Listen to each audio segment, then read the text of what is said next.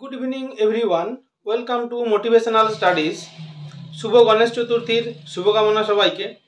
বন্ধুরা, আজ আমরা ওবিসি কেস সংক্রান্ত মামলার চূড়ান্ত শুনানি হবে হাইকোর্টে ডেট কবে ফিক্স হয়েছে এবং কোন কোন কেসগুলো তার মধ্যে ইনক্লুড করা হয়েছে সেটা নিয়ে আজকে আলোচনা করব। তো ওবিসি সংক্রান্ত জড়িত সব পক্ষকে হলফনামা জমা দেওয়ার নির্দেশ দেওয়া হয়েছে আদালতের তরফ থেকে, ক্যালকাটা হাইকোর্টের তরফ থেকে। বিচারপতি তপব্রত চক্রবর্তী এবং বিচারপতি রায়শেখর মন্তার ডিভিশন বেঞ্চের তরফ থেকে এই নির্দেশনামা জারি করা হয়েছে। এই দুই জাজের ডিভিশন বেঞ্চেই নভেম্বরে ওবিসি কেস সংক্রান্ত সমস্ত মামলা চূড়ান্ত শুনানি হবে হাইকোর্টে। নভেম্বরে কোনো ডেট ফিক্স হয়নি, শুনানি হবে। কারণ কি, এখন সুপ্রিম কোর্টে এখন যে কেসগুলো শুনানি চলছে, সেই জন্য নভেম্বরের ডেটটা ফিক্স করা হয়েছে। আমি সমস্তটাই আলোচনা করছি, আপনারা দেখতে থাকুন। ওবিসি সংক্রান্ত তিনটি মামলা এখনও সুপ্রিম কোর্টে বিচারাধীন রয়েছে। একটি হচ্ছে বিজ্ঞপ্তি সংক্রান্ত মামলা, একটি হচ্ছে জয়েন্ট এন্ট্রান্স রেজাল্ট সংক্রান্ত মামলা, জয়েন্ট এন্ট্রান্স বোর্ডের যে রেজাল্ট বেরোবে ফল প্রকাশ সংক্রান্ত মামলা, আরেকটি হচ্ছে নৌসাদ সিদ্দিকী এবং আরও যে অন্যরা যেসব মামলা করেছিল ওবিসি সার্টিফিকেটগুলো বাতিল করার জন্য, সেই একটা মামলা।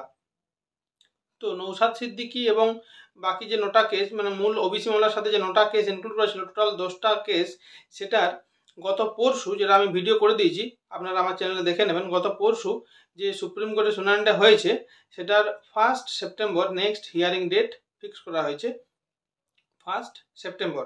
এবং বাকি যে দুটো কেস রয়েছে, যে মানে সার্টিফিকেট সংক্রান্ত মামলাটা হলো, বাকি যে দুটো কেস রয়েছে বিজ্ঞপ্তি সংক্রান্ত মামলা এবং জয়েন্ট এন্ট্রান্স বোর্ড সংক্রান্ত মামলা, সেই দুটো শুনানি ধার্য করা হয়েছে সুপ্রিম কোর্টে 9 সেপ্টেম্বর।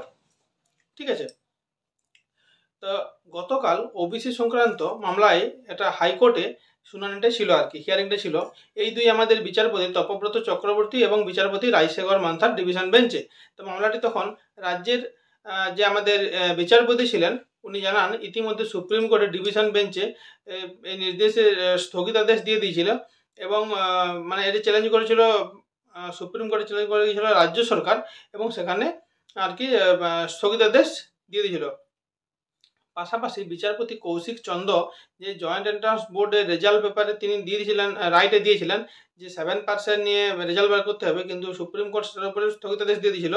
তারপর রাজ্য সরকার 17% ওবিসি সংরক্ষণ নিয়ে পরে রেজাল্ট বের করেছে, সেটারও মানে শুনানি চলছে আর কি সুপ্রিম কোর্টে। সেটার উপরে মানে হাইকোর্টের রাইটের উপরে সুপ্রিম কোর্ট স্থগিতাদেশ দিয়ে দিয়েছিল, তারপরে রেজাল্ট কিন্তু বেরিয়ে গেছে। তাহলে এই দুটি মামলা সুপ্রিম কোর্ট যেহেতু এখনো বিচারাধীন রয়েছে, তখন তপব্রত চক্রবর্তী বলেন যেহেতু এই দুটি মামলা সুপ্রিম কোর্টে বিচারাধীন রয়েছে, তাই এই মামলাগুলি এখন ক্যালকাটা হাইকোর্টে গ্রহণ করতে পারে না, গ্রহণ করা ঠিক নয়। যদিও কলকাতা হাইকোর্ট নির্দেশ দিয়েছে এই মামলাগুলি সুপ্রিম কোর্টে শুনানির আগেই এই মামলার সম্পর্কিত বিষয়ে জড়িত সমস্ত হলফনামা জমা দিতে হবে, এবং আদালত আশা করছে ইতিমধ্যে সুপ্রিম কোর্টের মানে যখন বলছে নভেম্বরে শুনানিটা হবে আর কি, ইতিমধ্যে সুপ্রিম কোর্টের বিচার প্রক্রিয়া প্রায় সম্পন্ন হয়ে যাবে এবং তারপর নভেম্বর মাসে ক্যালকাটা হাইকোর্টের শুনানিটা হবে এই মামলাটির।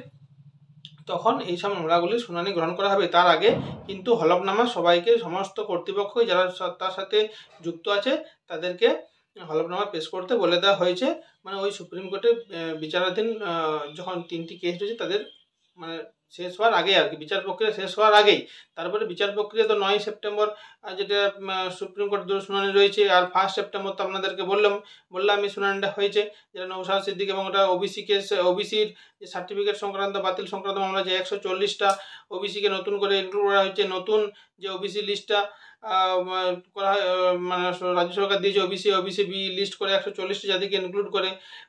তো সেই সংক্রান্ত যে মামলাটা 1 সেপ্টেম্বর শুনানি হবে। গত শুক্রবারে মানে এই শুক্রবার শুনানি হওয়ার কথা ছিল, কিন্তু যেটা সোমবার শুনানিটা হচ্ছে, তো সেই দিকেও আমাদের নজর থাকবে। আর 9 সেপ্টেম্বর যে মামলাটা হচ্ছে সেটাও আমাদের আমাদের নজর থাকবে। এবং কলকাতা হাইকোর্টে যে নভেম্বরে বলেছে সমস্ত ওবিসি মামলাগুলো ইনক্লুড করে যে শুনানিটা একটা হবে, এই 3টে মামলাকে আর কি, মেন 3টে মামলাকে শুনানি, সেটার উপরে আমাদের নজর থাকবে। তো আপনারা আমার চ্যানেলটা দেখতে থাকুন, ওবিসি সংক্রান্ত কি হচ্ছে সমস্ত কেস, আবার অন্যান্য যেসব খবর, অন্যান্য পরীক্ষা সংক্রান্ত খবর, সমস্ত আপডেট আমি দিয়ে দেবো। আর কি হচ্ছে, এই ওবিসি মামলার জন্য বন্ধুরা আমাদের নোটিফিকেশানগুলো আটকে গেছে। WBCS 2024-এর ইন্ডিকেটিভ নোটিফিকেশান এবং আরও অন্যান্য যেসব ইন্ডিকেটিভ নোটিফিকেশানগুলো দিয়ে পরে ফুল নোটিফিকেশান, ফুল অ্যাডভার্টাইজমেন্ট বেরোতে পারছে না। সেই জন্য পরীক্ষা হচ্ছে না বন্ধুরা। 2 বছর ধরে 2024 এবং 2025 সাল দুটো বছর বিনা পরীক্ষাতে চলছে। সমস্ত ছাত্রছাত্রী উদ্বিগ্ন। আরও যেসব নোটিফিকেশনগুলো বেরোনোর কথা ছিল সেইগুলো বেরোতে পারছে না। তো খুবই একটা মানে উদ্বিগ্নের ব্যাপার চলছে, খুব একটা ইরিটেটিং ব্যাপার চলছে এখন। বুঝতে পারছি মোটিভেশনের অভাব হয়ে যাচ্ছে। তো আপনারা এসবে কান না দিয়ে আপনাদের প্রিপারেশন করতে থাকুন। যতটা সম্ভব হয় আমি আমার চ্যানেলে আপডেট দিতে থাকবো এবং আমি কিছু প্রিপারেশনও করিয়ে দেবো। আপনারা আমার চ্যানেলটা দেখতে থাকুন, চ্যানেলটা ফলো করে দিন, পারলে সাবস্ক্রাইব করে দিন। আর তাহলে আর নোটিফিকেশন বেল আইকনটাও অন করে দিন, তাহলে নোটিফিকেশনগুলো আপনাদের কাছে চলে যাবে। আর ভিডিওটা ভালো লাগলে একটা লাইক করে দেবেন। ধন্যবাদ।